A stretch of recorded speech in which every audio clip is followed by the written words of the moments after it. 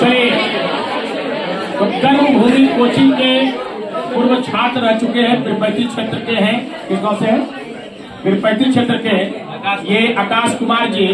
आप जैसा कि आप देख रहे हैं कि 2024 में बिहार स्टेट स्पोर्ट में जो आप देखते हैं एक प्रकार का ये एक ऊंची चढ़ाई होती है जो बहुत संघर्षशील होता है, और ऐसे ही छात्र भविष्य में माउंट एवरेस्ट की चढ़ाई करते हैं।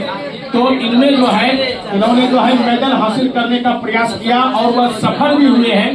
तो कोचिंग इनको जो है सम्मान कर रही है, जोरदार तालियों के साथ।